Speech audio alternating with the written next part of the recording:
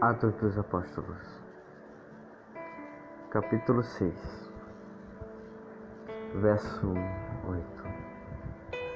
Está escrito: Ora, Estevão, cheio de graça e poder, fazia prodígios e grandes sinais entre o povo.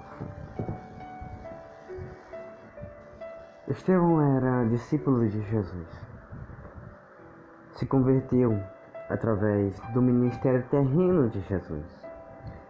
Jesus, ao ser batizado aos 30 anos e seus 3 anos de ministério, levou muita gente cativa a sua atenção ao evangelho do reino de Deus, que ele anunciava aos povos que viviam segundo as suas próprias vontades e as suas iniquidades, trazendo eles do império das trevas, resgatando da morte e trazendo-os para a vida, resgatando-os das mãos deste mundo corrupto e falido, para agora o reino de seu amor. Incluiu-se nesse ministério Estevão. Estevão era temente aos ensinamentos dos apóstolos que seguiram a Jesus. Era temente às Escrituras, às Santas Escrituras. Era conhecedor do profeta Isaías e todos os seus ensinamentos e visões. Conhecia a respeito do Messias que havia de vir. Conhecia toda a Escritura. A Bíblia diz que ele era um jovem. Ele foi levantar obreiros da casa do Senhor para ajudar as viúvas em suas necessidades. Porque houve-se um problema naqueles dias, quando a igreja estava começando. Porque havia viúvas que eram desprezadas no ministério cotidiano. Era desprezada pelos apóstolos porque os apóstolos eram dedicados à oração, eram dedicados ao estudo da palavra, eram dedicados em ter comunhão com Deus, vivendo uma vida voltada somente em fazer a vontade de Deus, no ministério da palavra, estudando insistentemente dia e noite para compreender as santas sagradas escrituras, para ser excelentes ensinadores da palavra. Porque o apóstolo Paulo diz para que nós sejamos obreiros irrepreensíveis quanto à palavra, que maneja bem a espada da verdade, e que nós sejamos assim como eles, dedicados à palavra, dedicados ao estudo e poderosos nos ensinamentos, para que o evangelho do reino de Deus avance nessa terra. Então eles eram dedicados na oração, eram dedicados na palavra, eram dedicados na comunhão entre os irmãos, falando acerca do que pertencia ao evangelho, chamado o caminho, no princípio. Então as viúvas eram desprezadas e muito da multidão não acharam isso por justo. Porém, eles não queriam deixar a oração nem o ministério da palavra, e nem as demais coisas, mas falaram à multidão que ajuntassem para si homens justos, fiéis, cheios de fé, e que neles tivesse o Espírito Santo, e que fossem de bom testemunho para com todos. Então, isso pareceu de bom agrado à multidão, e levantaram 7 obreiros. Entre eles estava Filipe, entre eles estava Estevão e demais. Eram jovens poderosos, jovens cheios de fé, jovens tementes a Deus, conhecedores da palavra, e que eram verdadeiramente convertidos ao evangelho, a qual Jesus veio e anunciou e confirmou através dos seus prodígios, seus milagres e suas maravilhas. Observe que Estevão era cheio, mas cheio de fé. Nos dias atuais, muitos dizem que depositam a esperança em Jesus, a esperança em Deus, esperam o agir de Deus. Dizem que tem fé no Criador, que Ele trará êxito sobre determinada aflição, determinada perseguição ou a tribulação que às vezes nós nos encontramos. Às vezes estamos nos vale da sombra da morte, e dizemos que em Deus está depositada a nossa esperança, mas é apenas uma esperança, uma fé que Deus vai arrancar nós do desespero e mudar o nosso cativeiro. Mas é uma fé apenas de palavras. No seu íntimo, no seu interior, dentro do seu coração, onde se encontra a sede das emoções, os seus sentimentos e verdadeiros anseios, eles não creem verdadeiramente. Eles não acreditam que Deus entrará com providência. Observe o exemplo de fé daquela mulher que tinha um fluxo de sangue. Pois desde a sua meninice, a sua primeira vez que sangrou, ela passa-se 12 anos sangrando. Um sangramento que era para passar em menos de uma semana, dura 12 anos. E seus pais, sua mãe, seus familiares, quem sabe pega suas empresas de gado, empresa de carpintaria ou pedras preciosas que existiam naquele tempo, e investem na medicina e remédios naturais, mas acaba-se o dinheiro. Acabando o dinheiro, já não tem mais esperança dos médicos a curarem. Quem sabe ela deposita a sua fé em feiticeiros, em magos que fazem prodígios, fazem alguns milagres pelo poder do maligno, de espíritos imundos, mas a sua enfermidade não é curada.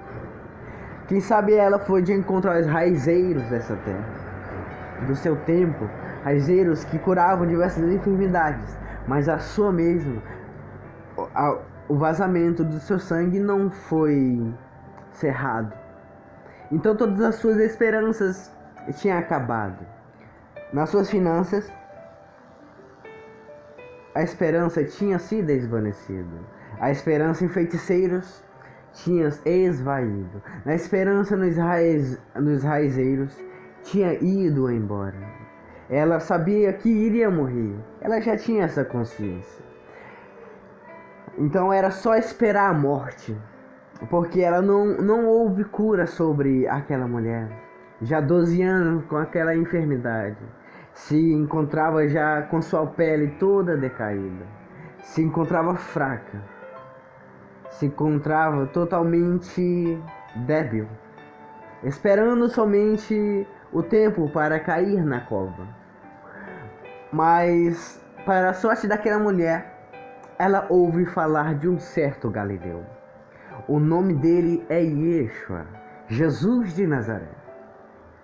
Ela soube que ele fazia cegos enxergarem, fazia mudos falarem, e que os espíritos imundos que tomavam posse das pessoas eram expulsos pelas mãos daquele Galileu, chamado Jesus. Soube ela que diversas vezes ele alimentou multidões e multidões de pessoas, mais de 3.000 pessoas, com apenas um cesto de pão e um cesto de peixe, fazendo a oração ao Deus dos céus, para que a multiplicação viesse e para que assim ele saciasse a fome de todo o povo. Quem sabe ela ouviu falar que no Monte da Transfiguração, Jesus, juntamente Pedro, João e Tiago estavam ali com Jesus. Quem sabe ela ouviu falar que Jesus tinha quebrado a lei da gravidade, começado a flutuar, e sua pele, todo o seu ser, começa agora a ser transformado. Já não é mais físico, mas agora é um resplendor, é uma glória que toma todo o seu corpo, mostrando quem verdadeiramente ele é, mostrando que ele é o Verbo que estava no princípio com Deus, o Verbo que tudo foi feito por intermédio dele, e nada do que foi feito sem ele se haveria feito, e que o Verbo era Deus. Quem sabe ela ouviu essa história que Jesus quebrou a lei da gravidade, transformando a matéria física do seu corpo agora em glória. Quem sabe ela ouviu a história de Yeshua andando sobre as águas, e não andou só, mas também levou a Pedro consigo, 2 homens andando por cima das águas. Então a fé, observe, daquela mulher não estava mais depositada nos médicos dessa terra, nos feiticeiros dessa terra e nem nos raizeiros dessa terra, mas agora a fé dela, a esperança de cura sobre a sua enfermidade estava depositada aquele que era o nome sobre todo nome, aquele que onde impusesse as mãos as enfermidades eram curadas, aquele que tinha por sobrenome Filho de Deus. Ela, quem sabe, lembrou das histórias do passado, que onde Elias era cheio do Espírito de Deus, e através da sua oração o céu passa 3 anos sem derramar água, e depois Elias, passando certo tempo, ora a Deus e começa novamente a chuva. Quem sabe ela lembrou de Moisés, que através do Espírito de Deus arrebata o cajado nas águas, e as águas se fendem ao meio, e toda a multidão dos hebreus adentram aquela terra seca, chegando do outro lado. Quem sabe ela lembra de Enoque, por obediência e por andar com Deus. Ele é tomado para Deus e não viu a morte, não recebeu em si, não sofreu em si as angústias da morte e foi arrebatado aos céus. Quem sabe ela lembra de Josué, homem temente a Deus e cheio do Espírito de Deus. Quem sabe ela lembra de Davi, que cheio do Espírito de Deus ia com o seu exército de encontro ao exército inimigo e vencia, porque ele tinha um Espírito de Deus, ele tinha um coração segundo a Deus, e Deus fazia as obras a favor de Israel, porque ele era temente a Deus. Quem sabe ela, lembrando de tudo isso, ela reconhece que Jesus tem um Espírito de Deus. O mesmo Espírito que estava em Moisés, o mesmo Espírito que estava em Elias, o mesmo Espírito que entrou no coração de Davi estava sobre Davi. E ela sabia dos prodígios, dos milagres, maravilhas que no Antigo Testamento Deus fez através desses homens que eram totalmente voltados para Ele e por serem entregues a Ele, entregando a sua vida totalmente à vontade de Deus, recebiam o seu Espírito, eram cheios da graça de Deus e fazia grandes sinais e maravilhas entre o povo, e todos os que viam os prodígios adoravam o Senhor dos Exércitos. Então observe que a fé daquela mulher estava depositada em Jesus, porque ela reconheceu que ninguém poderia fazer os sinais e maravilhas que ele fazia se o Espírito de Deus não estivesse com ele, se Deus não estivesse com ele, pois ela tinha nesse momento a certeza que a enfermidade dela cairia por terra, porque ele era um homem de Deus, ele podia curá-la. Então ela já não tinha mais a força física, os seus nervos todos atrofiados, com dificuldade de locomoção, por causa da fraqueza que tomava todo o seu ser. Ela começa a ir de encontro a Jesus, Jesus cercado por uma multidão, impossibilitando assim, dificultando assim a passagem daquela mulher. Mas ela não se deu por vencida. Antes, ela, quem sabe, caindo, arrastando-se, chega ao de encontro a Jesus pelas costas. Porque pensava ela, esse homem, se eu tocar ao menos a orla de suas vestes, eu serei curada. A fé dela estava tão grande que não precisava nem Jesus orar sobre ela, nem colocar as mãos sobre sua cabeça e pedir para que o Senhor dos céus a curasse. Mas ela estava cheia de esperança, cheia de fé, que ela pensava que quando tocasse a orla de suas vestes, ela seria curada. Então, motivada ela por esse pensamento, ela vai de encontro a Yeshua. Vai arrastando-se por causa da sua fraqueza, mas pela sua determinação, ela chega de encontro a ele e toca em suas vestes. E ao mesmo tempo que ela toca em suas vestes, ela é curada.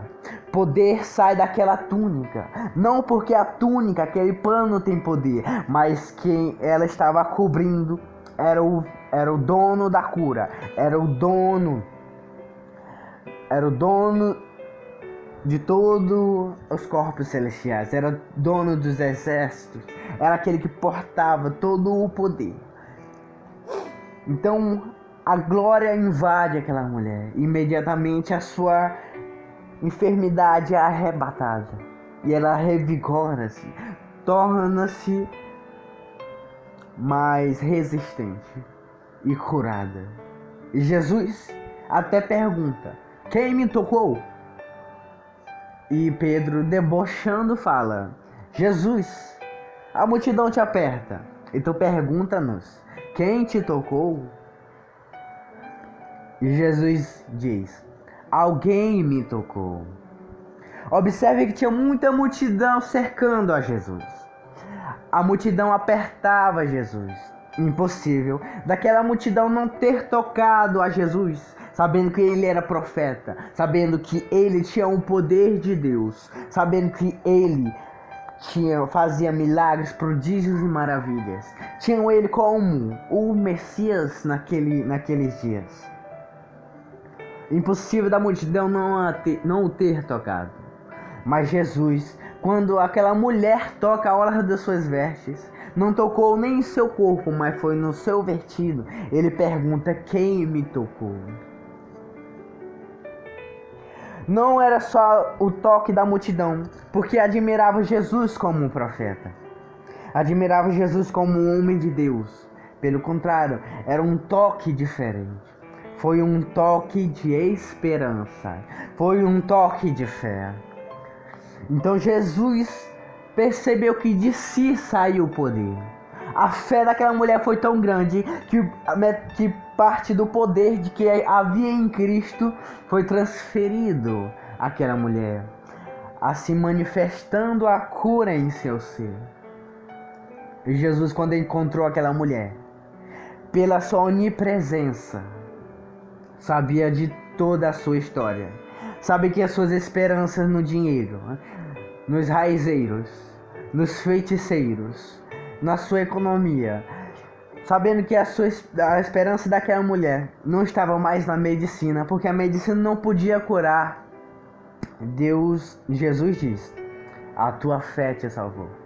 Era o mesmo que ele estivesse dizendo: mulher, você reconhecia que você iria morrer, iria adentrar a cova, porque pela tua enfermidade não havia cura, mas a tua fé, a tua esperança em mim proporcionou a cura sobre você. E observe que ela depositou a fé na pessoa certa. Porque muito nos dias atuais depositam a fé em artífices feitos pela obra de suas mãos. Depositam a fé no gesso, na prata, no barro, na madeira. Deposita a fé na medicina para a sua enfermidade. Deposita a fé nos seus vários investimentos para ter uma aposentadoria garantida. Depositam. Está na hora do país. Observe que ela não deposita a sua fé no dinheiro dessa terra, nos carros, nas empresas dessa terra. Não deposita a sua fé em roubo, quanto os muitos dessa terra depositam a sua fé no roubo. Roubam bancos, roubam pessoas, ajuntam essas riquezas malditas para si, para ter uma vida de regalação, uma vida de luxúria, usufruindo daquilo que não lhe pertence. Muitos estão voltados nesses seus pecados, esses desejos de seu coração, para ter uma vida boa. Muitos estão depositando a sua esperança, a sua fé na medicina, para que cure as suas enfermidades. Estão enganados. A fé, que excede todo o entendimento, está em depositar em Cristo Jesus, em Deus, o Senhor dos Exércitos, a Yahvé, aquele que é 3 vezes santo. A esse é digno que nós depositemos a nossa esperança, para que Ele, pela sua misericórdia, tire cada um de nós do vale de ossos secos. Tire nós do vale da aflição. Tire nós das nossas angústias, das nossas provas e tribulações. Que a nossa fé nos dias de hoje esteja voltado a Yeshua, a Jesus, o Filho de Deus. Que sua fé não esteja voltada à mentira, a latrocínio. Que sua fé não esteja voltada somente no conhecimento desse mundo, na ciência desse mundo. Que não esteja voltado na medicina desse mundo, mas que esteja voltado ao Senhor dos Exércitos. Eu tirei esse exemplo para mostrar a fé que estava implantada no entendimento e no coração de Estevão. Porque Estevão tinha fé. Estevão sabia que ele tinha todo o poder. Sabia que Jesus era o Messias prometido. Acreditava no seu evangelho, trazido diretamente do reino de Deus, através do pregoeiro da justiça, chamado Jesus. E através do milagre, ressurreição de mortos, cura de enfermos, prodígios, milagres e maravilhas que Jesus fazia, Estevão e demais discípulos acreditaram em Cristo Jesus, pois ele tinha fé no unigênito do Pai. E observe que Estevão não tinha só graça, não tinha só fé, mas também ele tinha poder. Quando se fala em poder, eu lembro de Jesus ministrando a palavra a seus discípulos, para que eles ficassem em Jerusalém, até que do alto eles fossem revestidos de poder. Certa vez Jesus assopra sobre seus discípulos, dizendo: recebam o Espírito Santo. E após eles terem recebido o Espírito Santo, Jesus envia-os como missionários a Judéia, Samaria e até os confins da terra, para anunciar o evangelho do reino de Deus, para anunciar que Jesus era o Messias prometido, para anunciar que o reino de Deus e a libertação do povo havia chegado sobre a terra. E os sinais que isso era verdade, Jesus disse que eles expulsariam demônios, curariam enfermos, falariam novas línguas, fariam prodígios, sinais e maravilhas, coisas que vai além da compreensão do ser humano. Eles fariam em nome de Jesus. Eles tinham poder. Mas observe que após a morte e a ressurreição de Cristo Jesus, naquele monte onde havia várias testemunhas que viram Jesus ressurreto, ele subindo aos céus, ele diz: permanecei em Jerusalém, até que do alto sejais revestidos de poder. Observe que os apóstolos tinham sido vertidos, mas quando eles se encontraram no templo, após os seus 120 dias de oração, mais de 120 dias de oração, no cumprimento da festa do Pentecostes, vem sobre eles o Espírito Santo. Vem como um vento forte e impetuoso. Um vento que fazia que os umbrais da porta se movessem. Um vento quente. e desceram sobre eles a confirmação do Espírito Santo. O Consolador por inteiro veio sobre eles e adentrou a eles em seu ser. Agora eles passaram-se a ser templo e morada do Espírito Santo de Deus. Eles tinham sido vertidos no passado, mas agora eles foram revestidos de poder. Observe que Estevão era cheio de poder. Sendo cheio de poder, ele era revestido do Espírito Santo de Deus. A palavra de Deus diz: aonde seus pés tocarem, eu te darei por herança. Aonde tuas mãos forem impostas, curarão os enfermos. Olhe para as suas mãos. Mãos cheias de digitais, unhas, cravos, rugas. Achas que essa mão pode curar enfermos? Olhe para teus pés, cheio, frieira, chulé. Acha que esse pé é capaz de expulsar hostes espirituais, principados e potestades malignas? Não é isso. Observe que no templo eles foram revestidos de poder, foram vestidos do Espírito Santo. E sendo vestidos do Espírito Santo, quando a igreja começa a crescer na face da terra, eles expulsam demônio, curam enfermos. Mas não é a mão deles que cura, mas quando eles colocam a mão sobre os enfermos, outra mão vai sobre ela. Quando eles colocam os pés numa cidade, não é somente os pés deles que são colocados ali, outro pé vai por cima deles. É o Espírito Santo de Deus acompanhando os servos de Deus, acompanhando aqueles que são sinceros de coração, aqueles que têm fé e esperança que Jesus é o Filho de Deus, aqueles que de dia e de noite meditam na palavra do Senhor, e não só meditam, mas as praticam. Esses nascidos de novo, por intermédio do Espírito Santo, têm poder, fazem milagres, fazem maravilhas. Nos dias de hoje estão escassos mais os milagres. Esse fenômeno acontece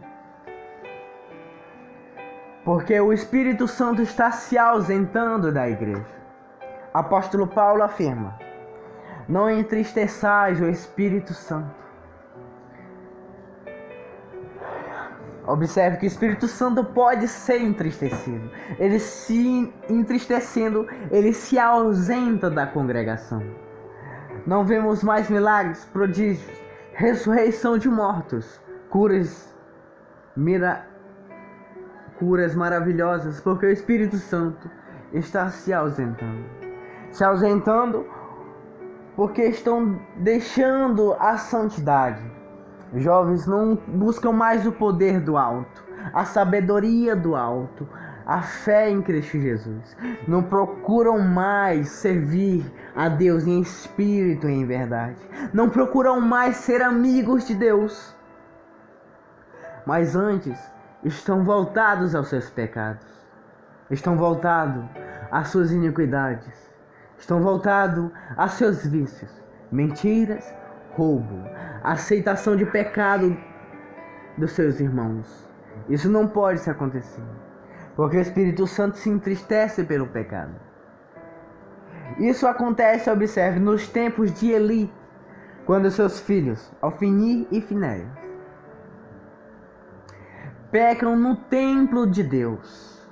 Nesse tempo a arca de Deus, que era a manifestação poderosa da presença de Deus, havia no Santo dos Santos, onde os sumos sacerdotes entravam. E eles, sendo sacerdotes, se prostituíam dentro do templo de Deus. Eram pecaminosos, abominação aos olhos de Deus. A população se levanta a Eli e diz para que ele repreendesse os seus filhos. Porém Eli fez vista grossa para o pecado de seus filhos, não os repreendeu.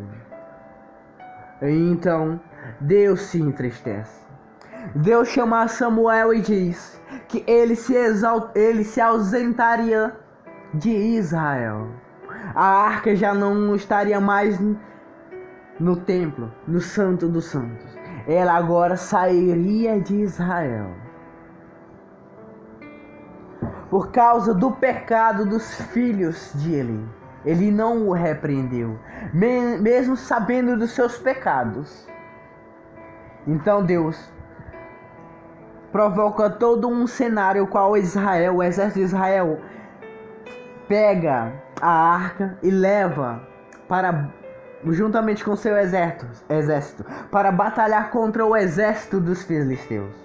Os filisteus, por um instante momento, eles se atremorizam, porque eles veem a arca, e a arca eles sabem bem ali que é a representação de Deus, porque eles sabiam de todo o poder e de todos os livramentos que Deus tinha dado a Israel, das mãos dos egípcios e da mão dos outros povos. Eles temeram, porque eles pensavam que o exército de Israel iria ganhar a peleja, iria destroçar o seu exército filisteu. Mas eles ainda tomaram um pouco de coragem, foram batalhar o exército de Israel e venceram o exército de Israel. Tomaram a arca, levaram rumo à sua casa. Sobreviveu um homem daquele exército de Israel para avisar a desgraça que sobreviveu ao exército de Israel, dizendo que o exército foi aniquilado. Disse a ele que seus 2 filhos tinham sido mortos e que a arca tinha sido levada. Imediatamente ele cai da cadeira quando ouve que a presença de Deus tinha sido levada embora, porque ele reconhecia que Deus já não se faria presente em seu meio. Ele cai de sua cadeira, ele quebra o pescoço e morre. E quando a mulher de um dos filhos de Eli ouve que a arca tinha sido levada, que o exército tinha sido destruído e que o seu marido tinha sido morto, ela entra num trabalho de parto. Ela, dando à luz, ela coloca um nome em seu filho, Icabô, que quer dizer: foi-se a glória de Israel, foi-se a presença de Deus. O Deus vivo não se faz mais presente em nosso meio. Deus nos abandonou. É isso que quer dizer Icabô. Imediatamente aquela mulher morre. Esse medo agora assola Israel, porque Deus não faz-se presente mais. Então observe que em nossos dias a presença de Deus está escassa. As manifestações do Espírito Santo não há em nosso meio como havia no princípio na igreja primitiva. Os milagres, maravilhas, até as línguas e suas interpretações estão sendo escassas, porque não tem mais a presença de Deus.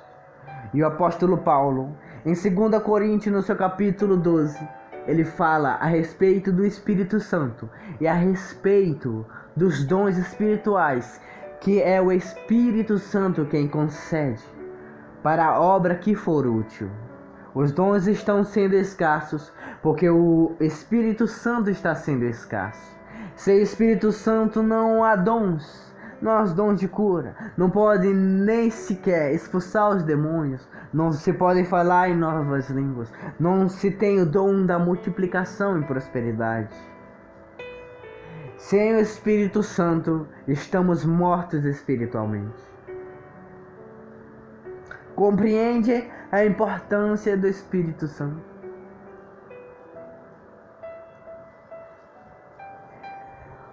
O dom do amor está sendo escasso, porque o amor é um dom. E sem esse dom e sem esse amor, nós jamais entraremos no reino de Deus.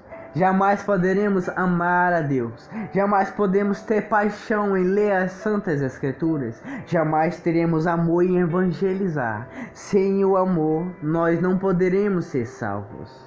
O apóstolo Paulo diz: mesmo que eu falasse todas as línguas dos anjos, e mesmo que eu entregasse meu corpo para ser queimado, e mesmo que eu tivesse tivesse dons de curar enfermos, mas se eu não tivesse amor, seria como um sono que tinha. Seria apenas um ecoar de sons, mas não haveria manifestação de Deus. Não haveria a certeza de salvação. Ele reconhece que o Espírito Santo, a busca constante em ser cheios, revestidos de poder do Espírito Santo, é essencial para a vida cristã. Porque é apenas pelo Espírito Santo que nós somos selados. O Espírito Santo é o nosso penhor de garantia de vida eterna, assim diz Paulo. E sem ele, jamais poderemos ver a Deus.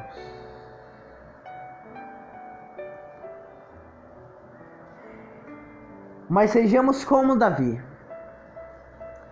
nos tempos onde qual ele estava no seu primeiro amor, o qual ele era obediente, fugia do pecado, agradava a Deus em toda a sua maneira de viver, se alegrava nas santas escrituras, as quais nós possamos conhecer a Deus, as quais nós possamos conhecer a vontade de Deus, o amor de Deus, a misericórdia de Deus, a ira de Deus.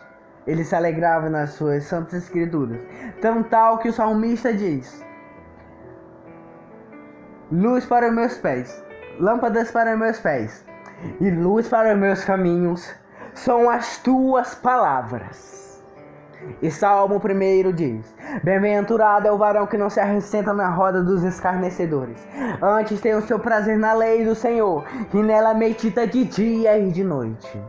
Davi, quando se levanta rei, a primeira coisa que ele sente falta é da arca.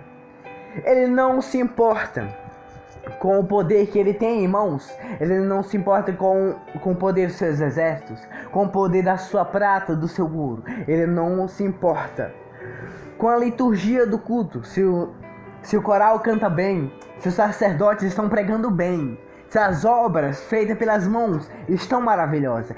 Antes ele se preocupa em trazer a presença de Deus de volta, porque ele sabia que sem a presença de Deus nós não somos nada.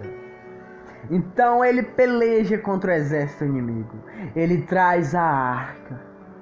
E trazendo a arca, adentrando as portas de Jerusalém, a arca à frente e o rei, que é Davi, se pondo atrás. Era a forma dele dizer: eu, perante o Senhor dos Exércitos, eu não sou rei, eu sou apenas servo. Aí na minha frente está o Senhor, o nome que é sobre todo nome, aquele que merece a honra, aquele que merece a glória, aquele que merece todo o louvor. Então ele, em sinal de humildade, tira suas roupas e diz: Deus. Era o mesmo que ele estivesse dizendo: não há rei na terra se não for Jeová, Yahvé, e Elohim, El Shaddai, aquele que é 3 vezes santo. Imediatamente ele começa a comemorar. Ele dança na presença da arca. Agora eu trago uma pergunta aos seus ouvidos. Porque Davi, quando foi ungido rei, quando ainda pastava na casa de seu pai, levava o rebanho de seu pai a pastar nos campos, quando ele foi ungido rei, porque ele não festejou, porque ele não se alegrou, porque ele não comemorou, e porque ele, quando matou a Golias através de uma pedra cheia da unção, ele não comemorou. E por que ele veio comemorar apenas quando ele trouxe a arca? É porque ele sabia que a arca era a representação de Deus, era a presença de Deus. E tudo quanto ele havia feito no passado, toda a exaltação que Deus fez ele ser elevado, não era digna de comemoração. mas a comemoração deve estar voltada apenas através de louvor, adoração, em salmos, apenas voltadas a Deus, tudo voltado a Deus, cristocêntrico, teocêntrico, tudo em favor de Deus, porque dele, por ele, para ele foram feitas todas as coisas. Ele comemora na presença da arca, porque ele sabia que ali Deus havia retornado para Israel. Os tempos da presença de Deus e manifestações do seu poder gloriosas seriam vistas novamente na presença de Israel. Que nós sejamos como Davi, que nós sejamos como o jovem Estevão, que era revestido não do poder financeiro, não no poder do seu próprio conhecimento, mas o seu poder era trazido dos céus, era trazido através do Consolador, que era o Espírito Santo de Deus. E através desse poder, a nossa fé e a nossa esperança agora é aumentada, é levada somente a crer em Cristo Jesus, a Deus. E que através do poder que seremos revertidos, nós possamos manifestar a glória de Deus através de expulsão de demônios, através de milagres, prodígios e maravilhas, através da sociedade. E para que assim a honra não seja nossa, mas para que assim a honra seja do Eterno, a honra seja do Eterno. Que nós possamos ser como um jovem Estevão, que era voltado a fazer a vontade de Deus, era voltado a agradar somente a Deus. Que nós possamos voltar ao nosso primeiro amor, que vocês possam deixar o seu pecado de lado e voltar a servir ao Senhor dos Exércitos. Verdadeiramente, procurando pelas madrugadas, que sua paixão esteja voltada em ir ao culto, não para ser vista pelos homens, não para como agradar os homens, mas para como agradar a Deus. Observe que Estevão tinha graça, tinha fé, tinha poder. E ele fazia grandes sinais, prodígios, maravilhas entre o povo. E através dos seus milagres, maravilhas, prodígios, o evangelho ao qual ele pregava era confirmado entre o povo. O povo passou a saber que agora o Messias era Jesus, que o reino de Deus havia chegado. E Estevão foi como um sacerdote, fazendo as obras para que o povo desse ouvido ao Evangelho e para que assim eles crescem através do que Estevão fazia. Que nós possamos ser como Estevão nos dias atuais. Busquemos a presença de Deus insistentemente, para que Ele nos revista de poder, para que nós possamos fazer esses milagres, para que a glória não seja nossa, mas voltada a Deus, para que todos reconheçam o Evangelho como poder e majestade do Eterno, majestade do Deus vivo. Levantaram-se alguns homens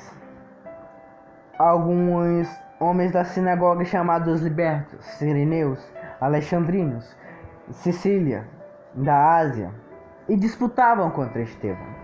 Observe que esses homens eram estudiosos da palavra, entendiam da Santa Escritura.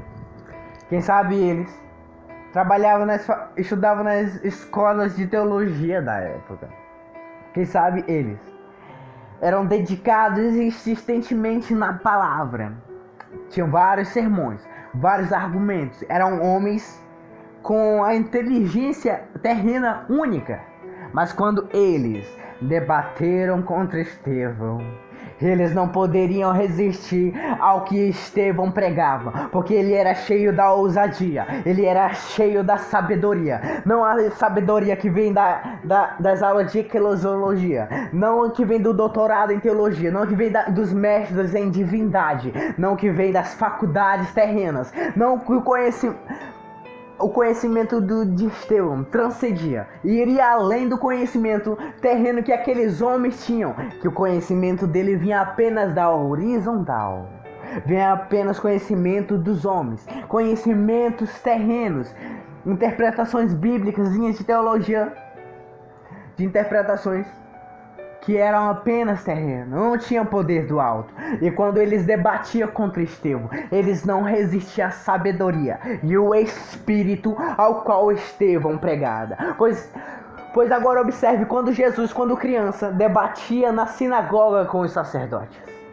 Jesus criança debatendo com aqueles estudiosos, levitas, sacerdotes esses, que 40 anos enfincavam o olho, a cara nos livros, em estudar para ser sacerdotes, para serem levitas. Eles não entendiam o que Cristo falava, o que Jesus falava. Eles faziam questionamentos a Jesus, Jesus respondia. Mas quando Jesus explicava ou fazia questionamentos, nada eles compreendiam. Porque a sabedoria de Cristo Jesus não era terrena, não era da horizontal, mas era ligada diante o trono de Deus, diante o trono da graça, aquele que é sobre todo nome, o Senhor dos exércitos, aquele que porta todo o poder, aquele que porta toda a sabedoria, aquele que porta toda a excelência. Vinha diretamente de Deus a Cristo Jesus. O mesmo Espírito que estava em Cristo Jesus estava no jovem Estevão. Pregava de tal maneira que eles não podiam debater contra Estevão. Estevão se sobressaía, saía das heresias e planos macabros, as quais eles, através das palavras, faziam contra Estevão.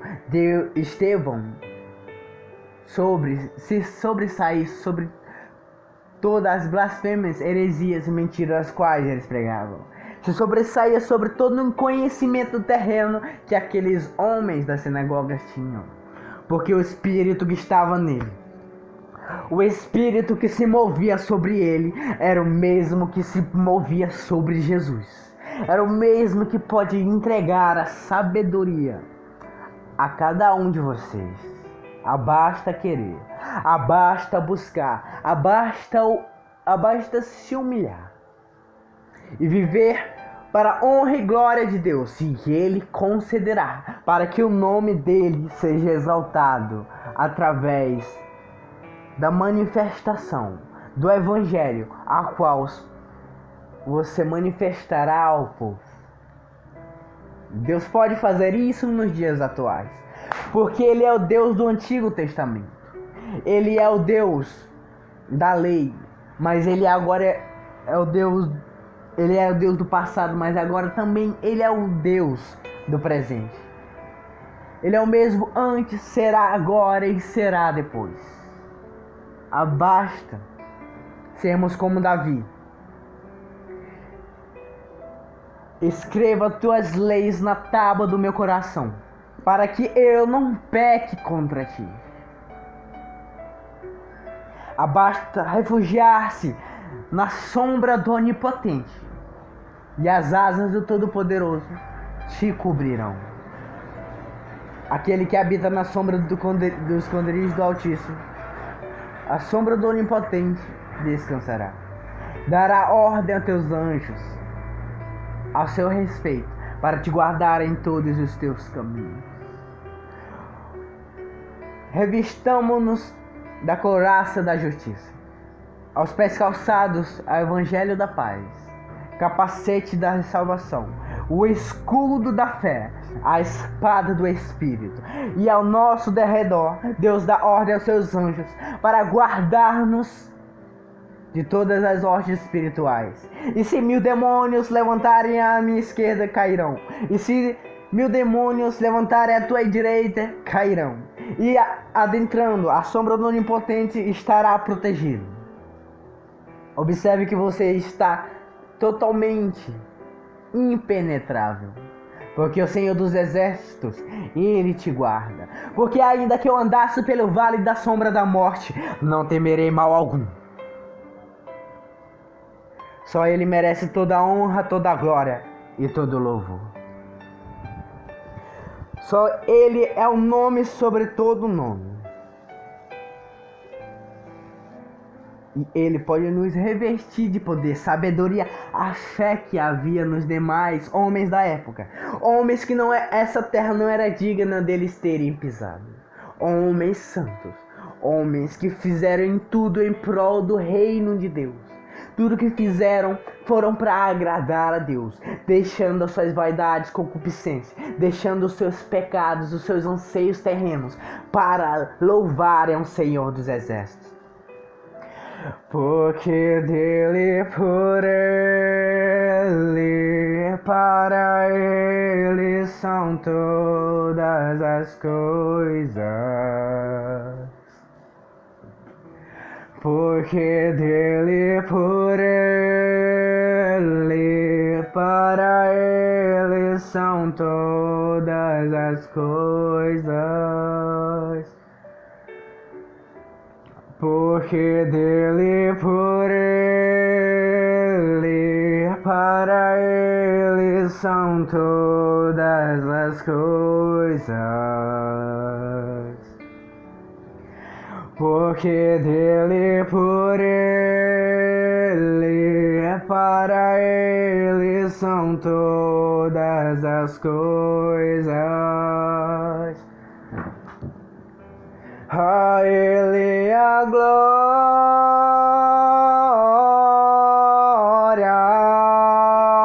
a Ele a glória,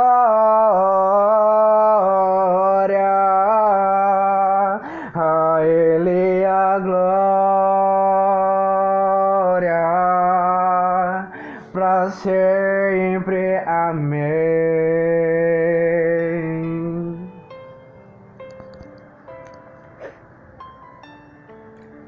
A Ele a glória,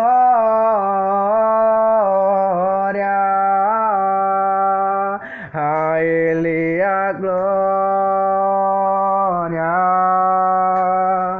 para sempre. Amém. Com profundas riquezas, o saber e o conhecer-te, Deus.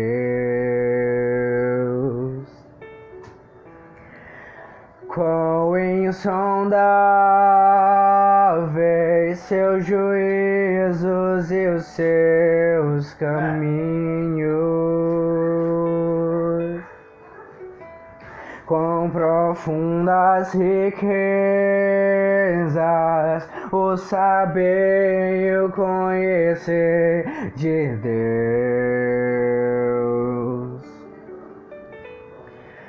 Quão insondáveis seus juízos e os seus caminhos. A Ele a glória,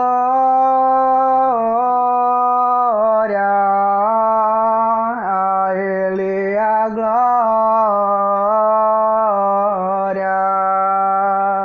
a Ele a glória, para sempre. Amém.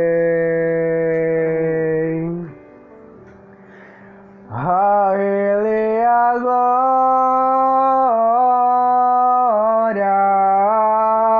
a Ele a glória, a Ele a glória, para sempre. Amém.